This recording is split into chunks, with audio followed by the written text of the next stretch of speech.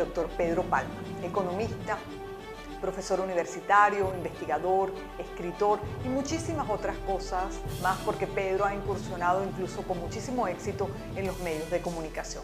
Con él conversaremos sobre Venezuela, economía y reestructuración económica. Pedro, es un placer tenerte con nosotros esta noche para conversar sobre un tema del que sin duda eres experto, que es la economía. Gracias por la invitación, un placer estar aquí. Hemos leído, escuchado lo que has venido comentando recientemente. Y todos los que vivimos aquí sabemos que estamos viviendo, entre otras muchas cosas, lo que pareciera ser una dolarización progresiva de nuestra economía. Porque mientras los salarios siguen siendo en bolívares, pues ya abiertamente en muchos sitios pareciera que los cobros son en dólares. Y yo te pregunto, como ciudadana común, la solución a nuestro país y a la crisis económica que enfrentamos, la solución presente o la solución futura, es esa, es la dolarización de nuestra economía. Bueno, mira, lo primero que hay que aclarar es lo que es un proceso de dolarización y lo que es una dolarización formal de una economía. Okay. Un proceso de dolarización es lo que estamos viviendo en Venezuela desde hace ya un tiempo atrás para acá, que es que en un ambiente inflacionario, un ambiente de inflación creciente, de inflación galopante y que ya hemos caído en situación hiperinflacionaria, el proceso de dolarización se va materializando, es decir, los precios de cada vez de una mayor cantidad de bienes o de servicios se expresan en dólares. Entonces ya nadie habla de comprar un automóvil en bolívares, nadie habla de comprar un apartamento en bolívares, nadie habla, y cada vez se hace más popular, digamos, más amplio ese espectro de los precios establecidos en dólares en vez de los precios establecidos en bolívares. Eso es lo que es un proceso de dolarización. Eso no es la dolarización formal de una economía. La dolarización formal de una economía es una acción que se toma, una acción formal que se toma a nivel de gobierno, donde se elimina la moneda local y se sustituye esa moneda en todas sus funciones, en su función de factor de cuenta, de preservación de valor, en fin, en todas las funciones de una moneda se sustituye por el dólar o se sustituye por una moneda fuerte, el euro u otra moneda fuerte, en este caso el dólar. Y que entonces todo se expresa en dólares y todo se transa en dólares y todo lo que se circula, la actividad monetaria de esa economía que circula en esa economía es el dólar.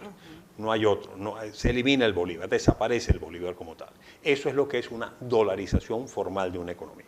El proceso de dolarización es un proceso natural, es un proceso donde la gente busca, digámoslo así, en cierto modo protección contra la inflación, porque la inflación lo que hace es comerse la capacidad de compra de la moneda, comerse la capacidad de compra de tus ingresos, comerse la capacidad de compra o el valor de los bienes que son de tu propiedad, y por lo tanto tú te inclinas cada vez más a valorizar tus activos, tus propiedades en términos de dólares más que en términos de bolívares que pierden valor día a día, hora a hora, en un proceso inflacionario.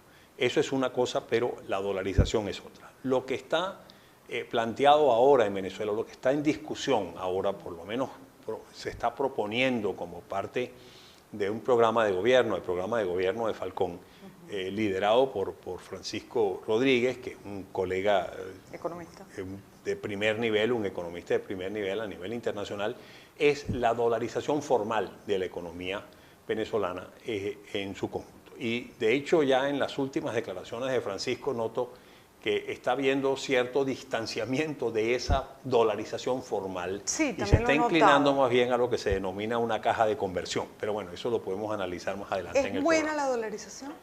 Mira, la dolarización tiene sus ventajas. Nada en economía es totalmente bueno o totalmente malo. Todo tiene sus aspectos favorables y sus aspectos desfavorables. Entre los aspectos favorables de la dolarización, entre los aspectos positivos de la dolarización, es que la dolarización ayuda o coadyuva a vencer el problema hiperinflacionario o inflacionario galopante en una forma efectiva, muy eficiente. Y rápidamente.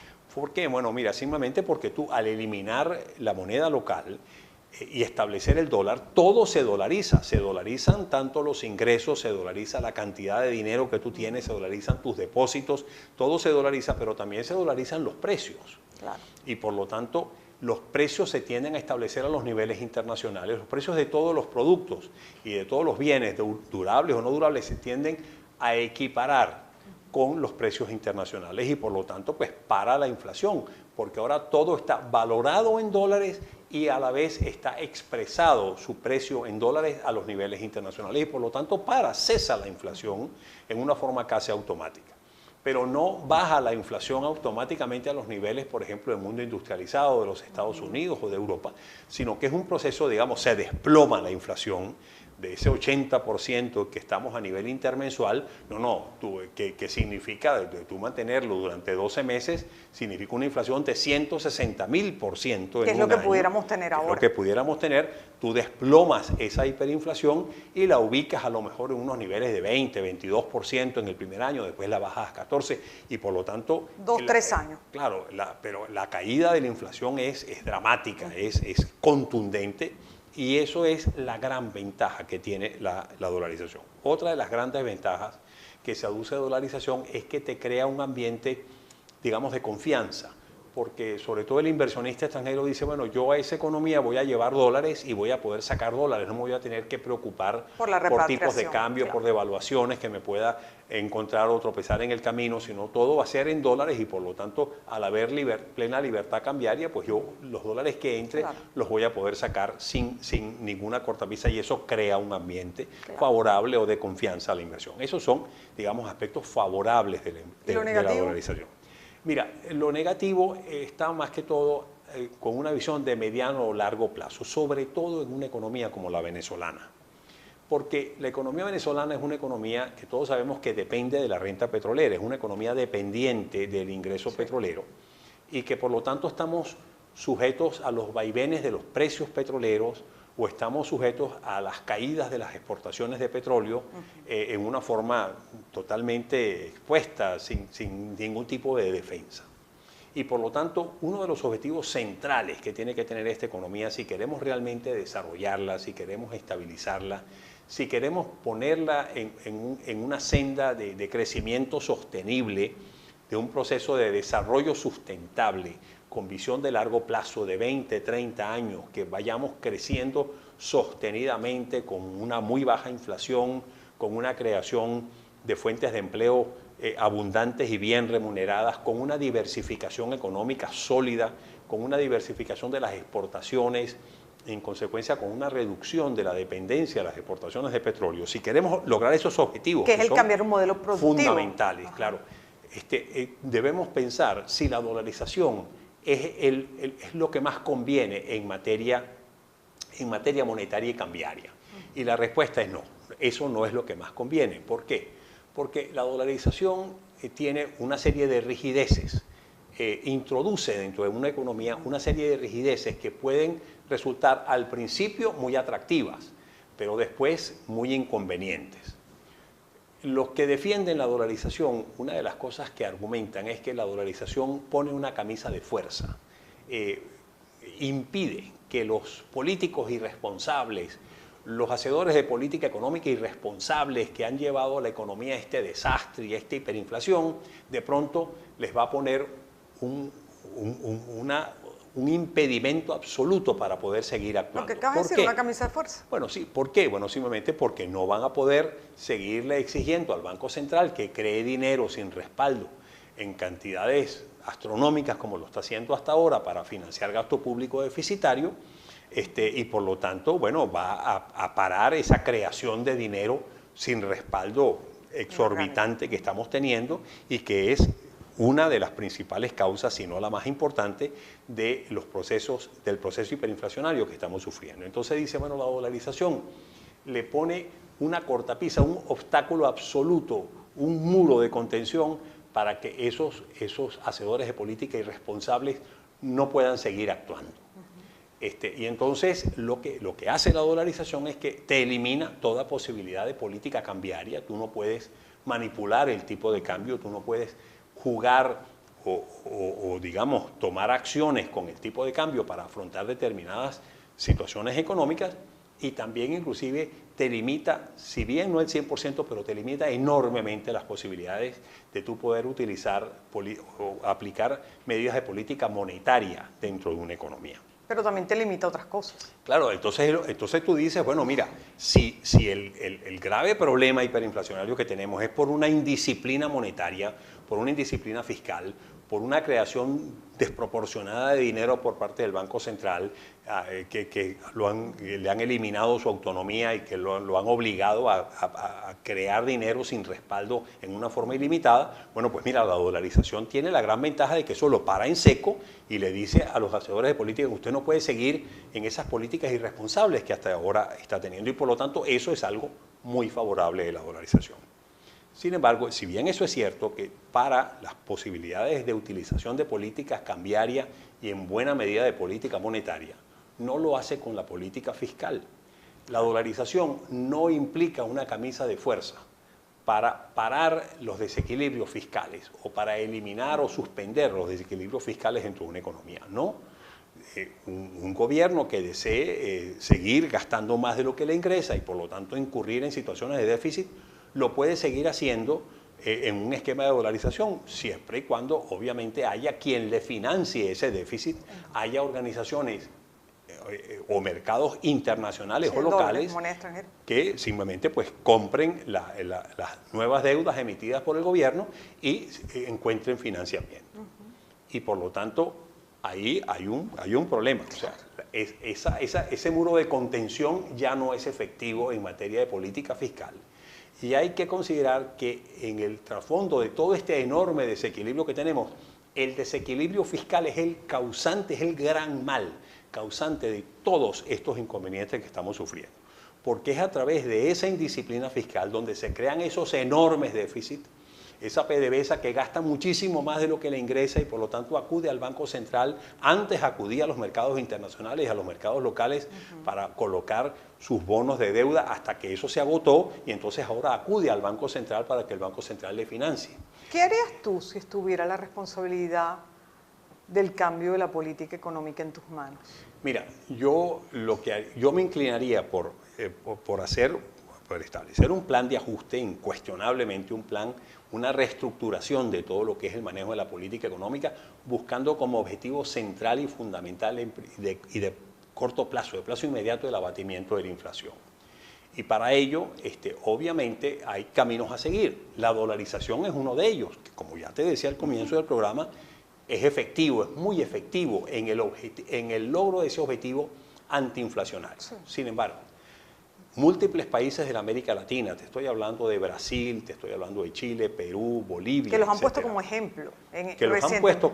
Sí. Han aplicado políticas de ajuste antiinflacionarias con tremendo éxito, pero sin ir a la dolarización, manteniendo sus monedas locales, manteniendo abiertas las posibilidades de manejarse o de manejar políticas cambiarias y políticas monetarias, pero respetando la autonomía del Banco Central, yendo a una disciplina fiscal incuestionable, autoimponiéndose una disciplina fiscal incuestionable para eliminar los déficits fiscales, dándole la autonomía al Banco Central para que no pueda financiar bajo ninguna circunstancia gasto público deficitario, estimulando la inversión para fomentar la producción y la diversificación de la producción, para incrementar la eficiencia y productividad de las empresas y coadyuvar, por lo tanto, a mantener la competitividad del aparato productivo interno, eliminando los controles absurdos que lo que hacen es trabar completamente el sistema de producción y permitir que las fuerzas del mercado interactúen en una forma razonable, ir a una política cambiaria también razonable, eliminando controles de cambio, estableciendo libre convertibilidad con tipos de cambio únicos, pero no fijos, sino tipos de cambio flexibles, que puedan ser ajustados en el tiempo dependiendo de las circunstancias, que puedan permitir ajustar ese tipo de cambio con la finalidad de preservar, entre otras cosas, la competitividad del aparato productivo. Yo me inclino mucho más por esos argumentos que por la dolarización. Ahora, dicho sea de paso, no es que esos son dos mundos completamente distintos que no tienen nada que ver uno con otro, no. Tienen una tremenda similitud, el 90 o 95% de los dos programas son exactamente iguales.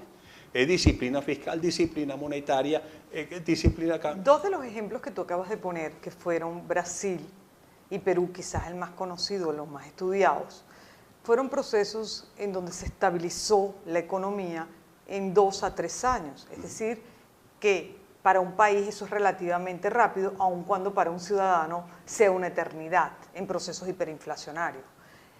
2, 3 años. Luego, claro, vino la reconstrucción económica, quizás con lo que genera más dinámica con una economía, que es la infraestructura, que es la que trae rápida movilidad.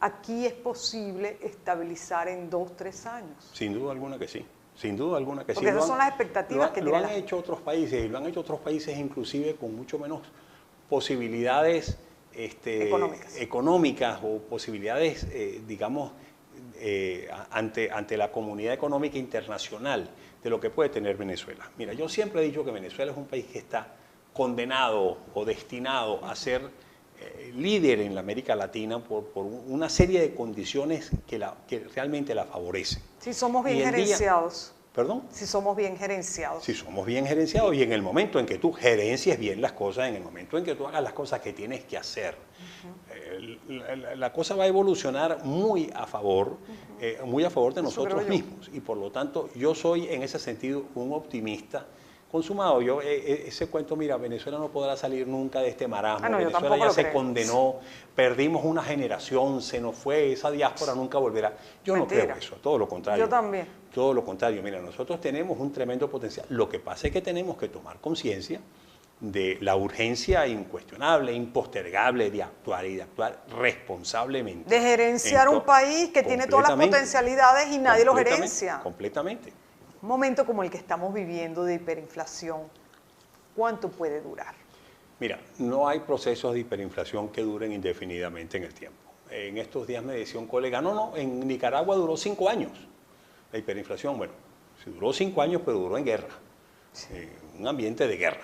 Entonces, eso no es un ambiente estándar. Sin embargo, mira, esos procesos, esas crisis insostenibles que llevan a situaciones dramáticas, a situaciones de hambruna, a situaciones de un empobrecimiento dramático, a crisis humanitarias como la que estamos sufriendo en Venezuela. Gente que se muere en los hospitales simplemente por no recibir tratamientos pues, que se pueden evitar, pero muertes infantiles por desnutrición, una cosa que tú no dices, bueno, Dios mío, ¿qué es esto? Yo siempre pongo como ejemplo el caso de la enfermedad hiperinflacionaria con otras enfermedades que han sido vencidas en la historia de la humanidad. Yo siempre digo, mira, la hiperinflación ya no es una enfermedad caramba, que no se sabe cómo manejarla. No. Ya la cura de la hiperinflación se conoce plenamente, porque ya ha sido aplicada en múltiples países, inclusive de la región de América Latina, y que lo han hecho con pleno éxito. O sea, la receta se conoce y por lo tanto la solución al problema se conoce. Es una enfermedad que ya dejó de ser crónica o dejó de ser crítica o dejó de ser incurable para transformarse en un mal perfectamente curable y que no hay razón, por lo tanto, de que ningún país lo condenes tú a sufrir ese proceso de hiperinflación. Pero igual pasó, por ejemplo, con la malaria. En Venezuela en los años 40 se eliminó la malaria. Arnoldo Gabaldón lideró ese proceso antimalárico en el país y eliminó la malaria. Fue el primer país de América Latina que lo eliminó.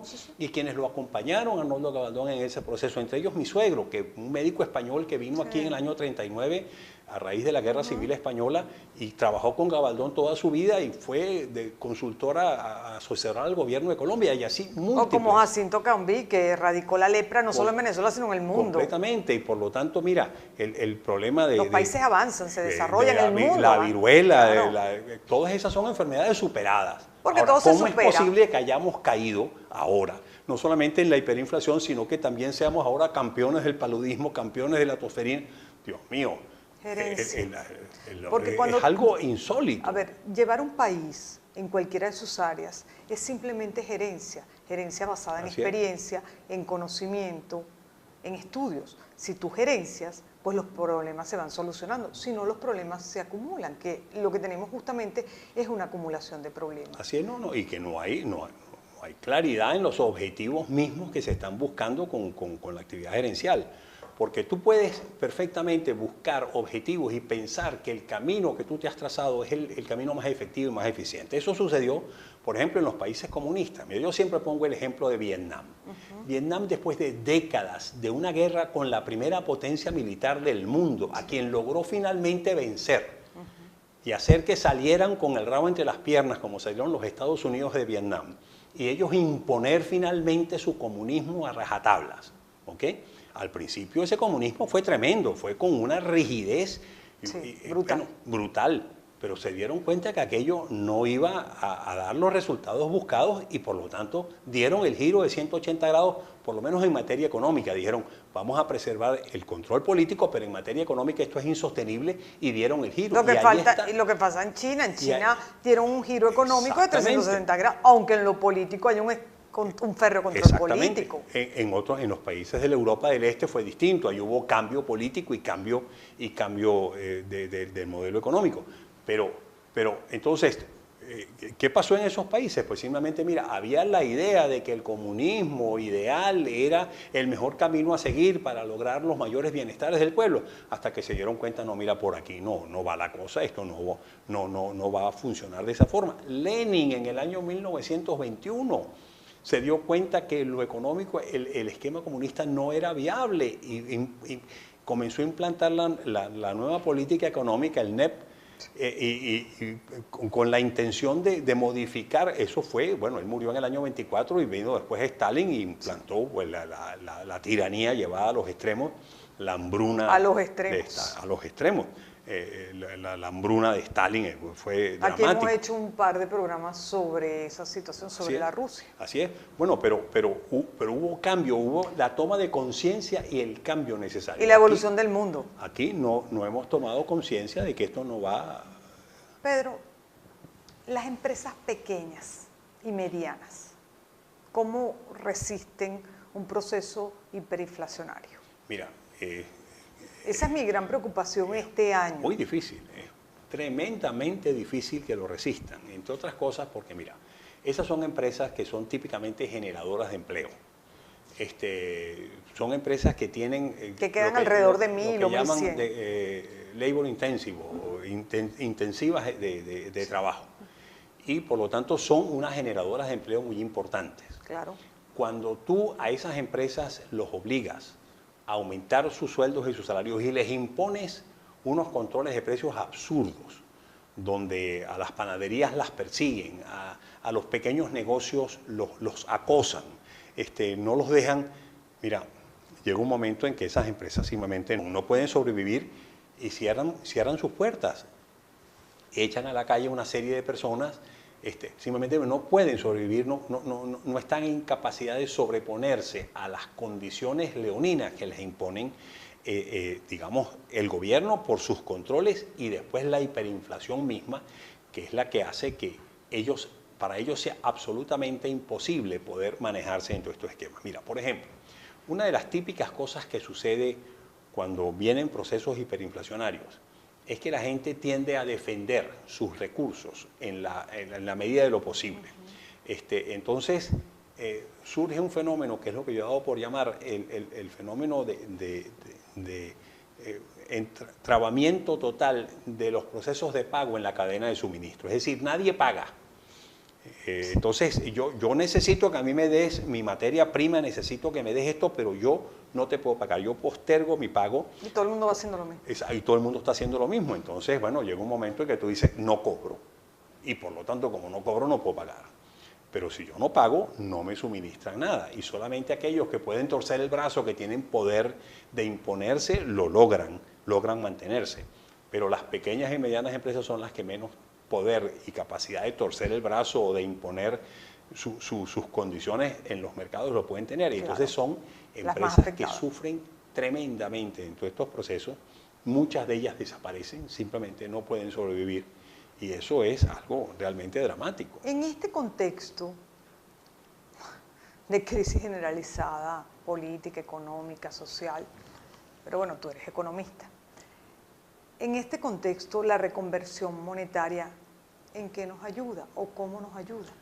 Mira, la reconversión monetaria tiene un aspecto favorable, incuestionable. Quitarle 3 ceros a la moneda facilita todo lo que es la contabilidad. Y simbólicamente también manda un mensaje. Sí, pero aparte de eso, mira, hay serios inconvenientes en este momento para llevar la contabilidad, la facturación de las empresas y esto, porque son tal la cantidad de números. Y de ceros y de cero. Que cientos de millones, tú dices, ¿dónde meto tanto cero? Pues aquí, ¿no? Y eso está creando realmente problemas serios en todo lo que es el manejo contable. Exacto. Entonces, en ese sentido, esa suspensión de los 3 ceros es algo que coadyuva a facilitar las transacciones, y a facilitar todos los estados financieros y la contabilidad y el manejo contable de las empresas. Sin embargo, si uno se limita solamente a quitarle 3 ceros a la moneda, eso no va a solucionar nada más, sino a lo mejor, ya te digo, ayudar un poco en el manejo contable de las empresas, pero nada más. Porque la reconversión monetaria tiene que ser una parte de esos procesos integrales de estabilización, de abatimiento de la inflación y de estabilidad de la economía.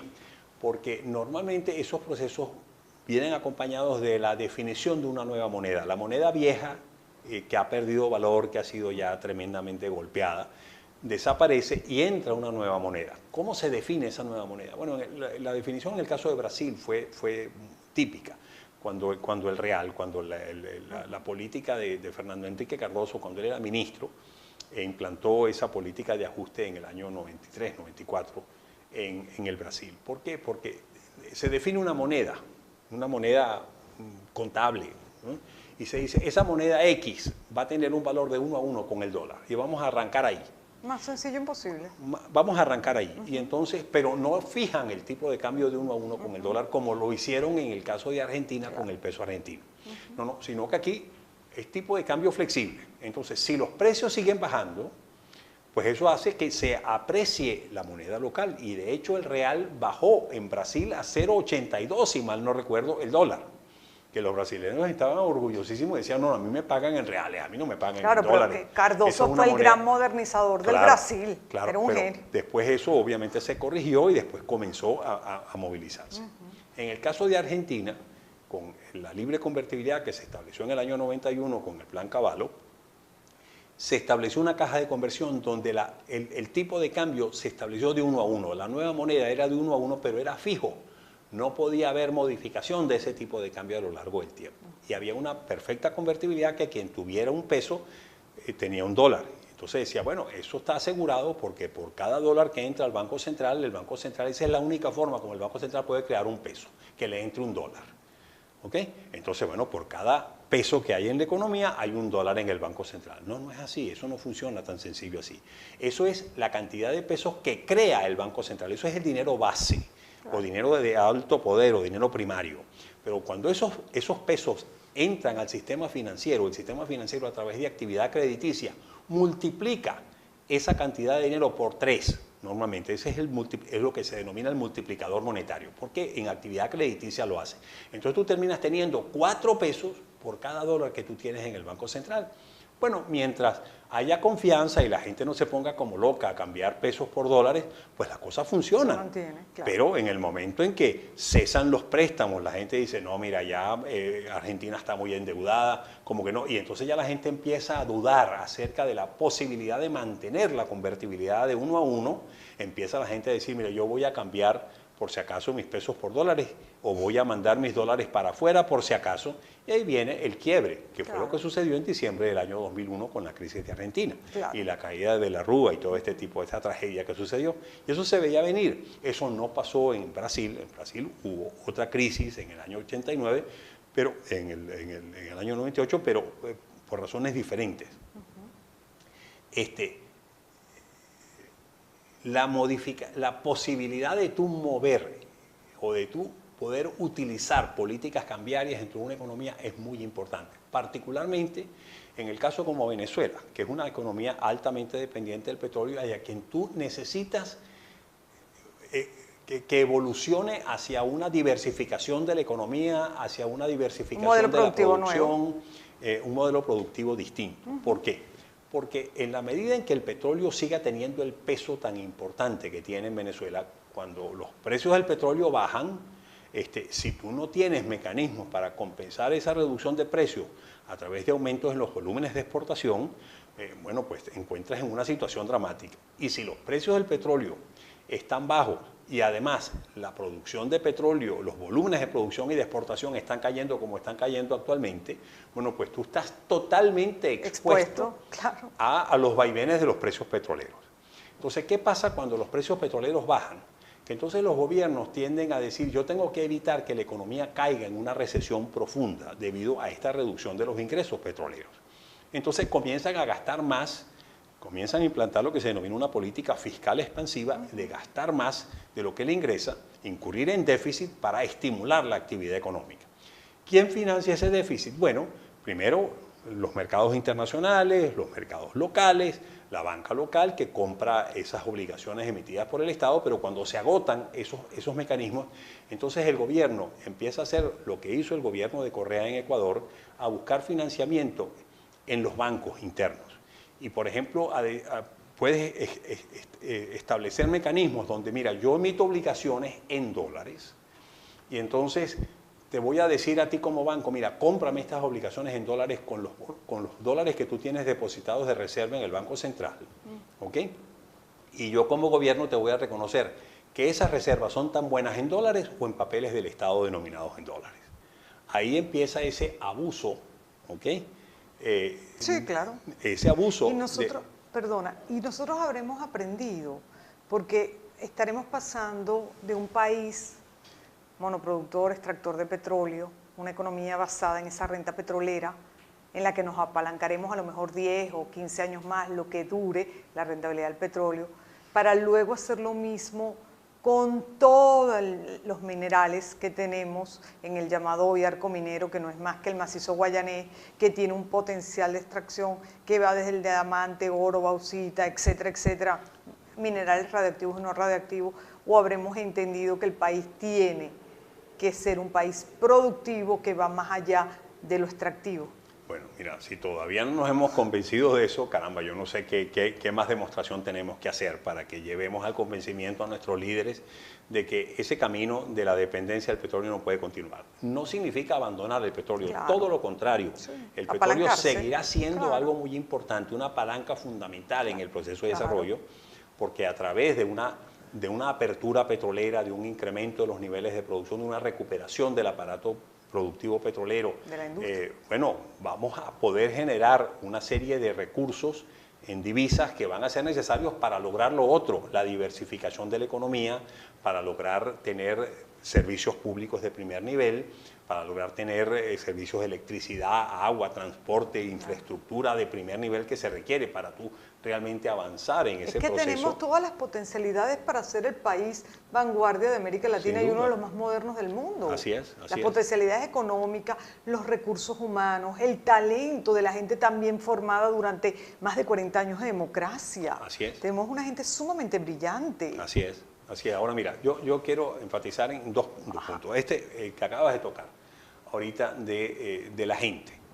Hay mucha aprehensión de que esta diáspora que hemos tenido en Venezuela, este éxodo masivo de jóvenes, particularmente de jóvenes, muchos de ellos formados, profesionales universitarios formados que se han ido, que eso es una generación que se perdió. Yo no creo que esa es una generación que se perdió. Yo tampoco. Bueno, no solamente que no lo creo, sino que es que lo he visto múltiples veces en Venezuela, que hemos sido receptores de diásporas de otros países latinoamericanos, por lo tanto hemos sido receptores de una emigración de otros países que se ha transformado en inmigración en Venezuela, de gente de primer nivel, muy bien formados, los chilenos en la época de Pinochet, los peruanos, los argentinos, en fin, aquí ha habido un éxodo, para no hablar del éxodo europeo anterior.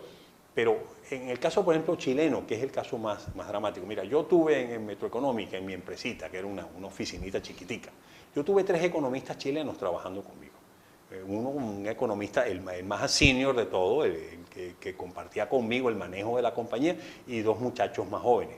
de primer nivel, y todos ellos se fueron, todos ellos están cuando hoy ven en que día la oportunidad, trabajando claro, y su ambición y su sueño era regresar a Chile. y formar parte de la reconstrucción de Chile. Completamente. Estoy Por de lo tanto, acuerdo. muchos de los venezolanos que se fueron, algunos no regresarán porque ya hicieron Sí. su vida y sus desarrollos. Y también depende de desarrollaron las su negocio. edades. Por ejemplo, nosotros tenemos el privilegio de haber tenido a don Pedro Cunil, que vino de Chile. Así es. Un académico que ya era académico entonces. Así Y aquí es. está.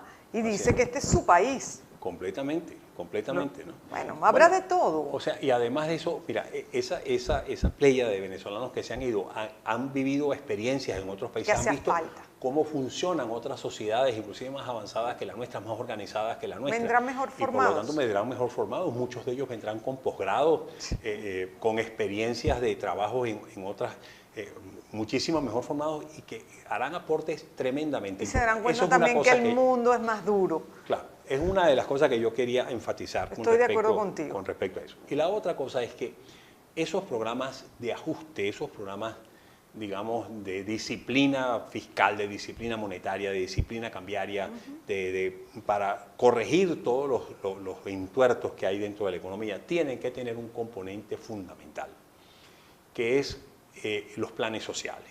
Los planes sociales porque, digamos, tú no vas a poder, digamos, equilibrar las cuentas fiscales, por ejemplo, si tú no incrementas sustancialmente los ingresos del gobierno. Y esos ingresos se incrementan revisando las tarifas de los servicios públicos que están en el piso, están Son muy regaladas, bajas. inexistentes. Sí. Revisando el precio de la gasolina, revisando una serie o tomando una serie de decisiones que van a implicar un incremento de precios importantes de bienes y de servicios que van a afectar sin duda alguna A la población. a la población. Claro. Entonces tú tienes que montar una serie de programas muy bien concebidos, muy efectivos, muy bien creados, orientados a subsidiar en una forma directa, sobre todo el segmento más pobre de la población, que van a ser los más expuestos, los más Y que es el segmento más afectados, grande. claro, los más afectados por esos incrementos de precios, ese incremento en el costo de vida que ellos pueden tener. Y eso es algo fundamental.